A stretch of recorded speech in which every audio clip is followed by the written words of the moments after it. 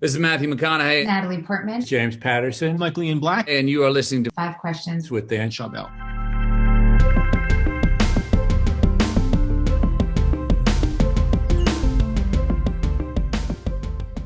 Welcome to Five Questions, Tim. Oh, absolutely. Thank you so much for having me. Excited to be here. And I appreciate you making the time. As someone who is known for being outspoken in their Christian faith, how does religion play a role in how you lead on and off the field? Well, I think it is that guiding light and force in my life that helped change every decision. It's more of like the lens that I look through, the vantage point, the perspective that I try to see the world and that I try to see people. I try to look through, there's so many times that, in our society where we'll say, hey, the most important thing is money, fame, and power. And I think the lens that I try to see through is a biblical form of lens, a Jesus form of lens, where he saw people, he saw love, he saw caring, he saw helping the poor, helping the hurting, helping the needy. And so, we get so caught up in this battle between those every day. And I really want to look through that lens of seeing people, of loving people every day. And that's really, I think, really a transformational piece for me is that lens in which you try to see the world and you try to see your goals and how you want to accomplish them. And so I think that's maybe one of the easier ways that I could explain it.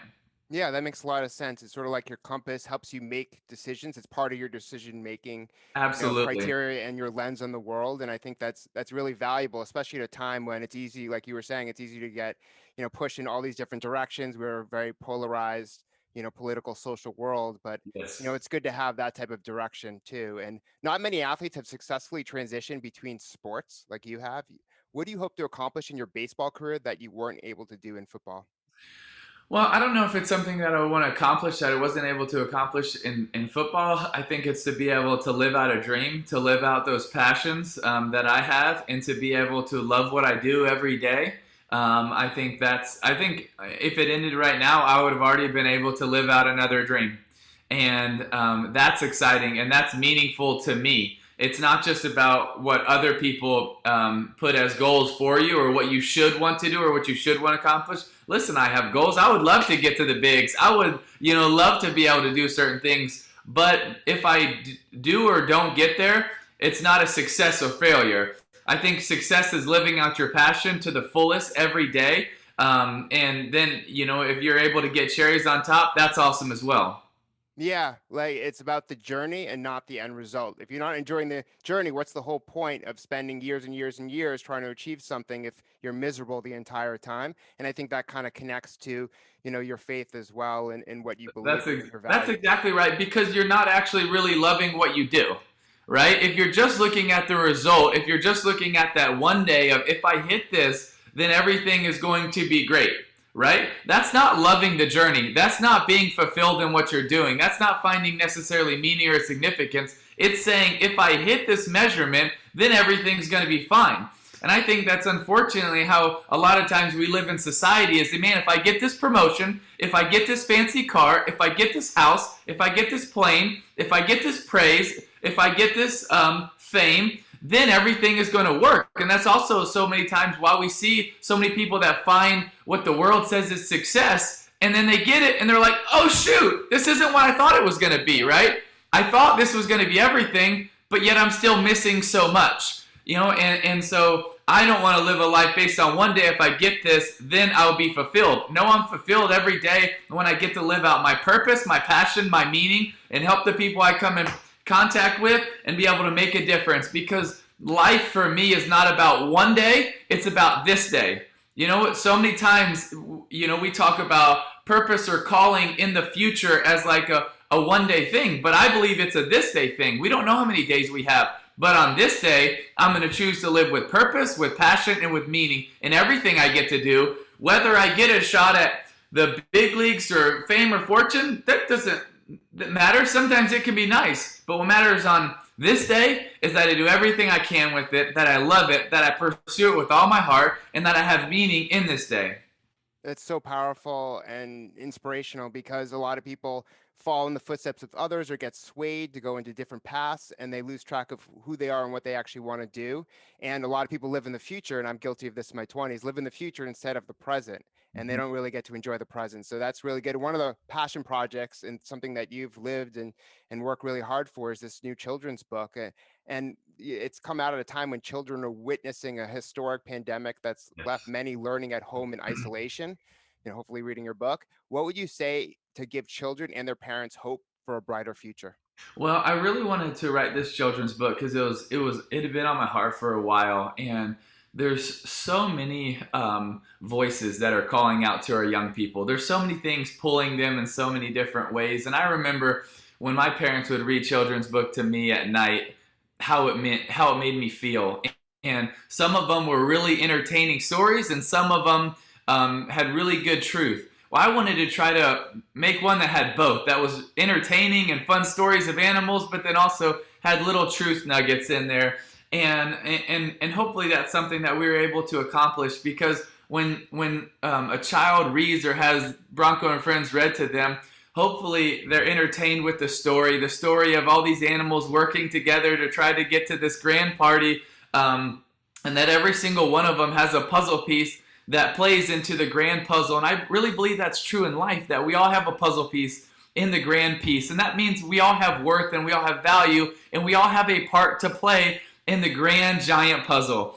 And I also love that in the story that they find their puzzle by helping one another find theirs. And I really believe that's true in life, that a lot of times we find our purpose by helping other people find theirs and helping them along the journey. And I love the celebration at the end when they all get to the grand party and they all put their puzzle piece, and Broncos is the last one that finishes the puzzle. But you look at everybody that's come together and it's unity, people of all backgrounds, shapes, and sizes that are celebrating, because I really believe that's how we're created. We were created in love, by love, and for love, that there is a creator that loves us, that created us this way on purpose. And I believe every single one of us is unique, is special, and is wonderful. And that's how the book ends, right? Because I want every single boy or girl, when they go to sleep, to know that they are unique, they are one of one, they are special, and they are wonderful. I love that. And especially because, I think in what I've said many times to my friends is we need each other to survive. Like, we're kind of herd animals. Like, no doubt. We're built for community. And you know this too, for being in sports, it's the team. You can't just have one good player and everyone else slacks off. It's the team, football, baseball, whatever sport. Right. I want to keep on your book because I think there's other powerful messages. And one of the things is you're dyslexic, and the main character of your book, Bronco, has a vision disability. How have you managed your disability, and what do you recommend to both children and adults who have special needs? Well, that's a really good question. Thanks for asking it. In the book, not only does Bronco have some disabilities, all the different animals have disabilities along the way. And I really believe that with our strengths, our weaknesses, our abilities, our disabilities, that we can use them all. And that we can make the world better because of our strengths and our weaknesses. Listen, because I'm dyslexic, I think a little bit differently. I had to learn a little bit differently. But sometimes I feel like that would give me an advantage, and sometimes it would give me a disadvantage. But it doesn't mean that I'm dumb or I'm less than. It just means I think a little bit differently. And when I started to be able to learn that and process it and realize, hey, I'm kinesthetic, I can learn this way. And you know what? I can process some things a lot faster, and I can process some things a lot slower than others, right?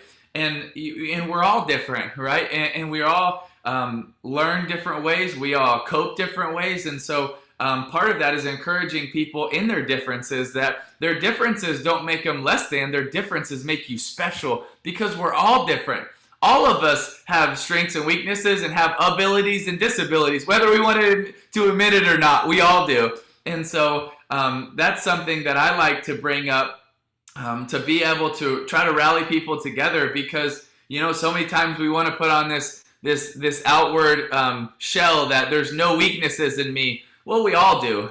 We all have strengths and weaknesses, abilities and disabilities. But when we bring that to the table, then we can actually help each other cope and grow with each other and learn with each other and make each other better, because we share all of that rather than to keep that bottled up inside. Yeah, that's such a good point, and you bring up something really, really, on kind of trend and how the culture is being shifted, which is, a leader over the past year since I've been born is about, strength and not showing weakness or vulnerability. But now I think culture is changing and we're realizing, hey, like you're saying, we're all different. We all have weaknesses, not just strengths. And if you look hard enough, sometimes the handicap could be you have one leg or something more visible, where other times people are suffering in other ways that you might not be privy to because it might Mhm. not be readily visible. Yes. And I think accepting other people and being vulnerable because, hey, especially during the past year, everyone's in a different life circumstance and suffering in their own way. They might not be vocal about it, but when you are vocal about it, people feel a sense of security and they can relate to you better. So I think that that shift in what you're talking about is super important. And what's your best piece of career advice? Oh, best piece of career advice. I think there would be a lot of things that come to my head, but I think number one would be to love what you do and be passionate about it. And so many times we hear people say that, but we don't actually realize what it means when we say to actually live with passion or be passionate about something. We throw that word around the same as we throw excitement or motivation or hype. Passion isn't even close to those words. You see, when I would play football, I could get hit by a 300-pound lineman, and I promise in that moment, I was no longer excited, motivated, or hyped, but I was still passionate.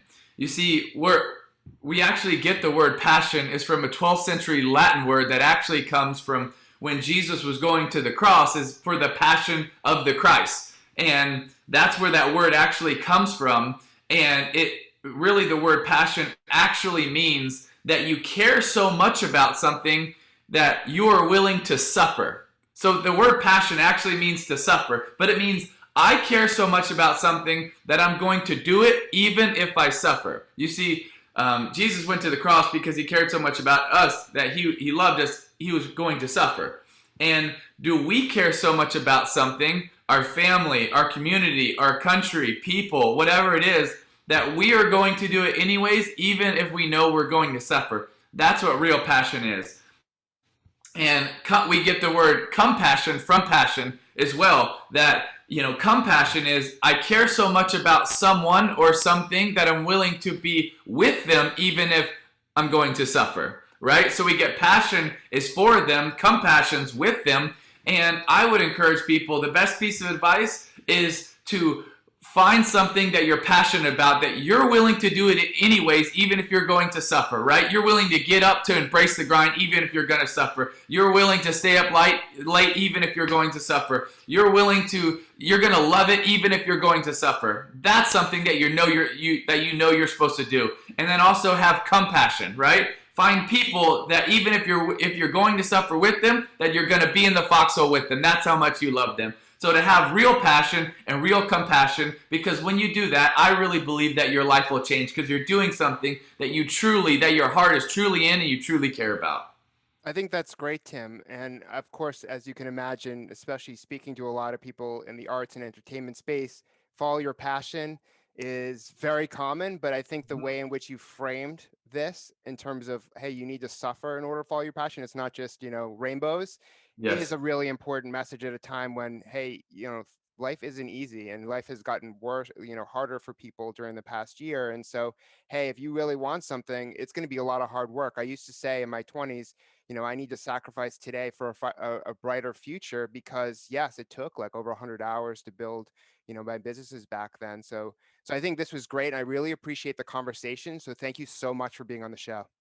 Of course, absolutely. Thank you, Dan, so much for having me. I appreciate it. Really fun, really good questions, man. I enjoyed it.